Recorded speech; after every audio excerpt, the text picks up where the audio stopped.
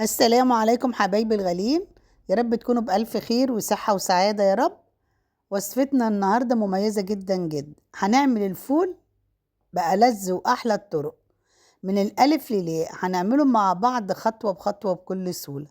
مكونات سهلة وبسيطة والطعم بأمانة ولا غلطة. بس قبل ما نبدأ وصفتنا ما ننساش اللايك والشير والاشتراك في القناة وتفعيل الجرس ليوصلكوا كل جديد، ومشاركة الفيديو لكل حبايبنا عشان توصل لكل الناس. يلا بقى بينا على الطريقة. بسم الله.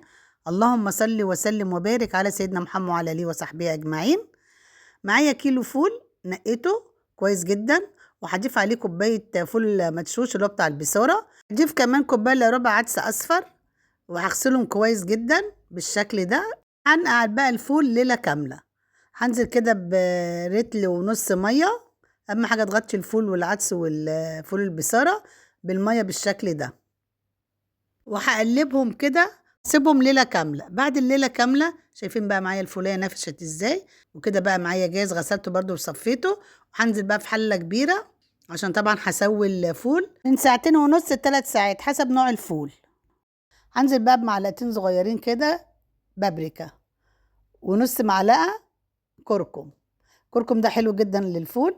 وهضيف كمان ليمونة كاملة كده بقشرها، وهنزل بمية مغلية على الفول. ما ينفعش تحطي مية ساقعة، حطي مية مغلية واغطي الفول كده بالشكل ده. ولما الفول المية بتاعته تنقص هضيف عليه مية مغلية برضو. هقلبهم كويس جدا، وارفع بقى الحلة كده على النار واغطيها على نار هادية. من فترة والتانية كده ابص على الفول كده بقى معايا بدأ يستوي. طبعا لما نقصت المية حطيت مية مغلية. هجيب كوباية الا ربع مية، وهنزل بمعلقتين بابريكا صغيرين، وهضيف معلقتين كبار دقيق. وهقلب بقى المكونات دي كده مع بعض لحد ما الدقيق يختفي مع المية والبابريكا. جربوا بقى الطريقة دي هتعجبكم جدا. اشوف بقى الفول معايا استوى، بقلبه بقى تقليبتين بقى كده. شايفين الفول زبدة ما شاء الله اللهم بارك، شكله وطعم ما فيش احلى من كده. هشيل بقى الليمون، والفول معايا كده استوى تماما. وهنزل بقى بالنشا والدقيق والبابريكا، وهقلبهم بس كويس جدا قبل ما انزلهم على الفول. هنزل بقى كده بالنشا والميه وهسيبهم يغلوا كده بتاع نص ساعه. ضروري بقى يغلوا كويس جدا عشان الدقيق يتماسك مع الفول. سهل بقى ولا مش سهل؟ وعملناه في البيت بمكونات بسيطه جدا وسهله واقتصاديه. فعلا اتمنى تجربوه بنفس الطريقه. شايفين بقى الفول بيتكلم عن نفسه بامانه. استوى معايا كده. هختبر بقى الفول كده واشوفه استوى معايا كده بالمعلقه. ما شاء الله زبده بامانه جميل ويستحق التجربه. اعملوه بطريقتي دي هتنبهروا بطعمه وبجماله.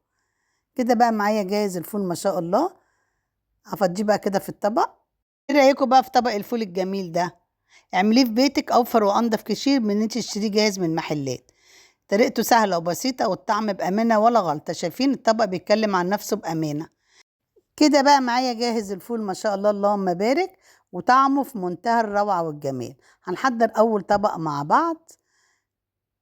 هنضيف 3 معالق كبار زيت ذره، وهضيف بصلايه صغيره كده متقطعه قطع صغيره، وهشوح بقى البصلايه كده وهقلب. واول ما البصله تدبل معايا هنزل بمعلقه كبيره كده توم مفروم، وبرده هقلبها مع البصل كده واشوحها. جيب طماطمايه واحده بس مقطعه مكعبات صغيره وهضيفها كده فوق البصل والثوم وهشوحها برده. ده بقى الفول بالصلصه طعمه في حته تانية خالص. وهقلبها وهنزل طبعا بمعلقه كبيره صلصه جاهزه، وهقلبها مع بعضيها كده واغطيها لحد ما تتسبك. بعد ما اتسبكت معايا الطماطم ما شاء الله، نضيف بقى البهارات. نص معلقه صغيره بابريكا، كمون، شطه، كزبره، فلفل اسمر، ملح. وهقلبهم بقى كده مع بعض. بعد كده هنزل بنص قرن فلفل مقطع مكعبات، وهقلبهم بقى بالشكل ده. هنزل بقى بكوبايه فول وهقلبها بقى كده لحد طبعا ما يتسبك مع الفول شويه. هضيف بقى كده ربع كوبايه ميه صغيره، وهقلبهم بقى كده مع بعض. كده بقى معايا جاهز ما شاء الله. اجيب بقى الهاند بريندر كده وافرمه بقى. هو ده بقى الفول بالصلصه الجاهز اللي بيتباع في المحلات. سهل بقى ولا مش سهل؟ عملناه في البيت بكل سهوله. بعد بقى ما فرمت الفول كده بالهاند بريندر، اوزع بقى الفول كده في الطبق. قدميه كده في سحور رمضان. حلو جدا ومغذي وعملناه في البيت بكل سهوله ومقادير ناجحه 100%. اوزع بقى طحينه، زيت زيتون، فلفل اخضر او فلفل الوان، التشكيل ده حسب رغبتك. شايفين بقى الطبق بيتكلم عن نفسه بامانه. اعمليه بقى كده في سحور رمضان، هينفعك جدا، واعمليه في بيتك اوفر وانضف كتير من انك تشتري الفول ده جاهز من محلات. كده بقى معايا جاهز الطبق ما شاء الله اللهم بارك. هوزع بقى رشه زيت زيتون كده بالشكل ده. كده بقى معايا جاهز. نحضر مع بعض الطبق التاني. في طاسه برضه هنزل ب3 معالق زيت. بصلايه متقطعه كده قطع صغيره، وهشوح البصلايه كده مع الزيت واقلب. واول ما تدبل معايا بقى البصلايه بالشكل ده، هنزل بمعلقه صغيره كده توم مفروم، وهقلبها برضو واشوحها مع البصلايه. انزل بهارات نص معلقه صغيره ملح، ربع معلقه صغيره كمون، كزبره، بابريكا، من كل حاجه ربع معلقه، وهقلبهم كده. مش قادره اقول لكم بقى الريحه في منتهى الجمال. وهشوحهم بقى كده. انزل بمعلقه كبيره خل. ده بقى الفول بالخل طعمه في حتة تانية خالص بأمانة، جميل ويستحق التجربة. هشوحهم بالشكل ده، وهجيب برضو كوباية فول وهوزعها كده فوق الخلطة الجميلة دي، وهشوحها كده واقلبها كويس جدا. هو ده بقى حبايبي الفول الاسكندراني اللي احنا عملناه في البيت بكل سهولة. اعمليه كده لسحور رمضان حلو جدا. هجيب بقى الهراسة وهرس بقى الفول الجميل ده بالهراسة.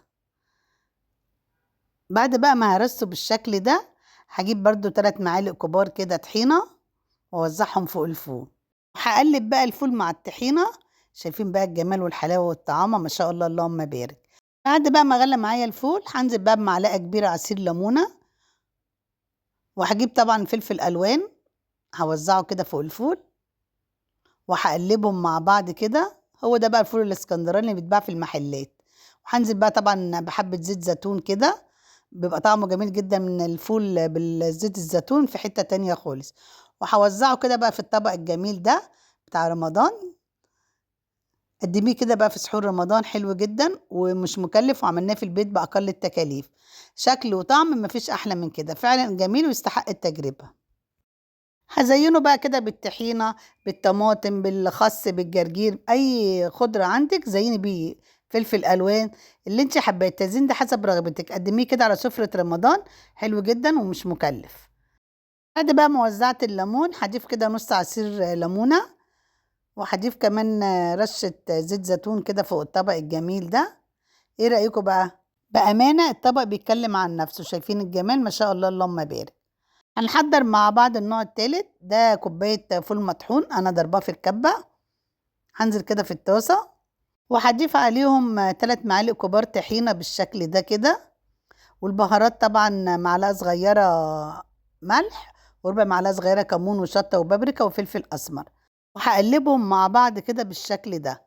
شايفين بقى الفول ريحته في منتهى الجمال.